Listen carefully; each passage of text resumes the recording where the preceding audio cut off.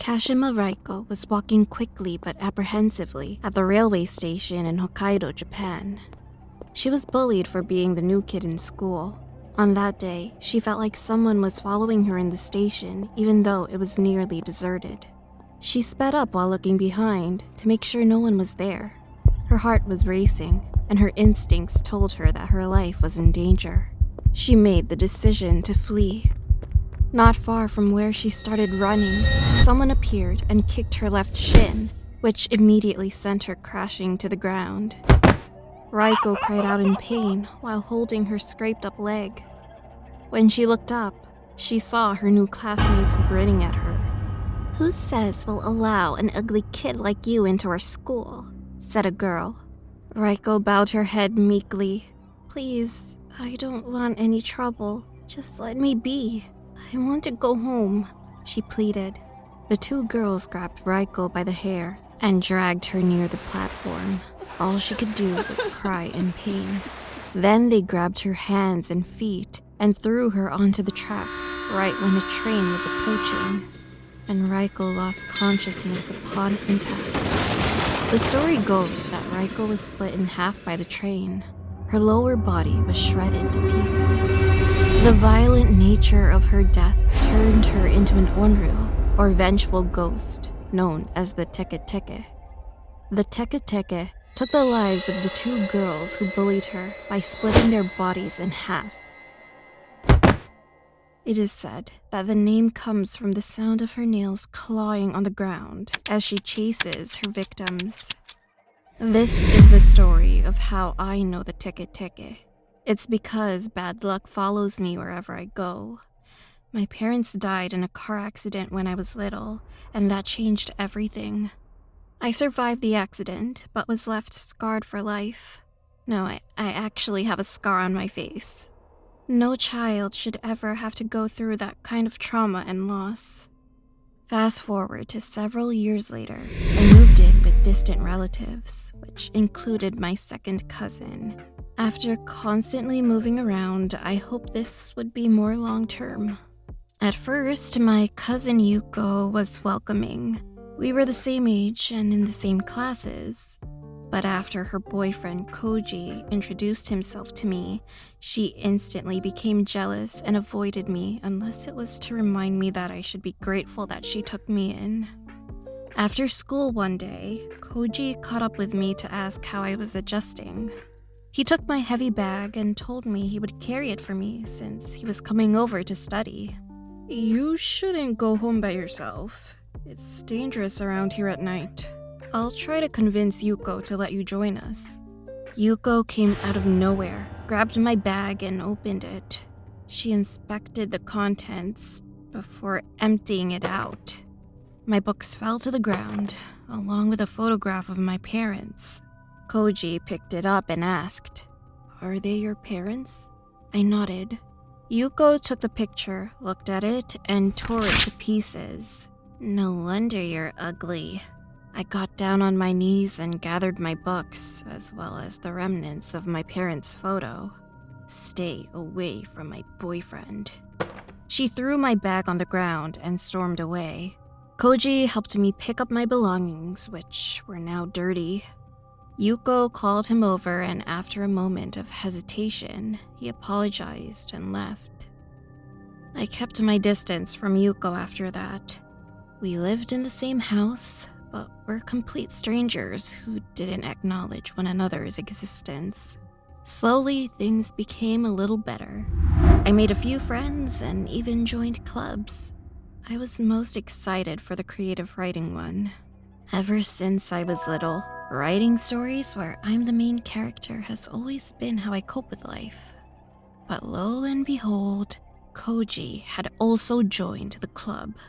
As soon as he saw me, he ran over and sat next to me. I must admit, he was quite handsome, and I had developed a tiny crush on him after seeing him at home so often. "Hey, I'm sorry about Yuko," he quietly said. "We shouldn't be talking. Why are you even here?" "I enjoy writing. It allows me to escape even for a moment." "Yeah, I'm sure you need that." When we were done for the day, classmates told me to be careful because supposedly there was a murderer on the loose. A few girls around my age had gone missing, last seen walking around the railway station. I can accompany you. I'll just pretend I had to pick up something at your place. For a brief moment, I had forgotten that Koji was dating my cousin and stopped by whenever he wanted. As enticing as it sounded to have him walk me home, I couldn't. Please don't. Yuko would kill me. Koji shrugged his shoulders as I walked away. I made it to the railway station safely. For precaution, I quickened my pace during my walk and kept a low profile. It was late, and the station was deserted. All I could think about was Koji, how we probably had more things in common than him and Yuko, how I always catch him looking at me from the corner of my eye. After entering the train platform, someone punched the back of my head. It was then accompanied by the sound of a glass bottle shattering on my head. Blood gushed out as I fell to the ground. I was disoriented and about to black out when I heard Yuko's voice. "You think you belong here?" Yuko turned me over to face her. She spat on my face. I was dizzy. I wasn't able to reply. And this made her angry. "This one deserves to experience at least one fleeting moment of excitement in her life before we end it. No knife today, hun." Koji grabbed me by the hair and started dragging me. "Goodbye, cuz," she uttered, then picked up both my feet. "Too bad no one will miss you." I was pleading for them to stop when I heard the train approaching.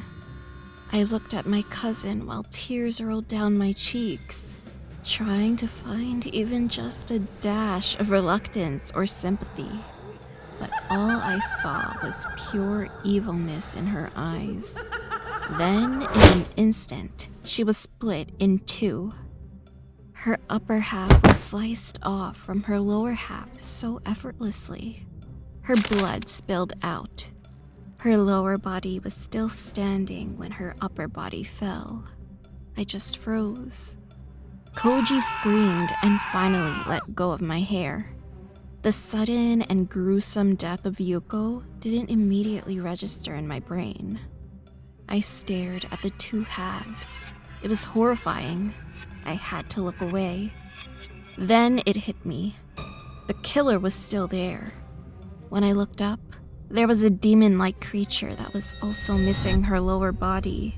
She was wearing old, tattered, soiled clothes and had long black hair. In her right hand was a scythe, which she used to split Yuko in half.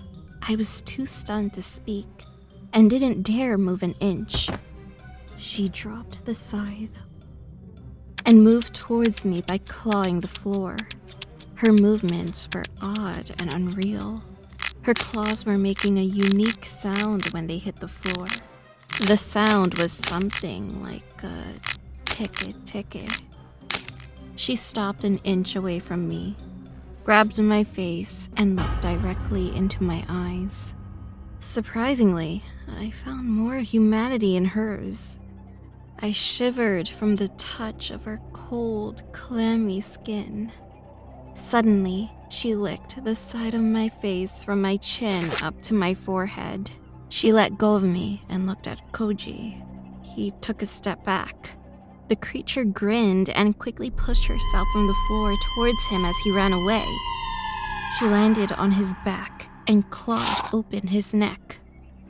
Blood gushed from his gaping wound as he fell to the ground. And she didn't stop there. She got on top of him and started clawing on his belly until his upper body was separated from his lower body. It's strange because I didn't feel sorry for them. Afterwards, the creature took a quick glance at me and smiled. She took off to the dark corner of the train station and disappeared. Only after this incident did I learn about the urban legend of the Teke Teke. And I am forever grateful that the Teke Teke saved my life that day.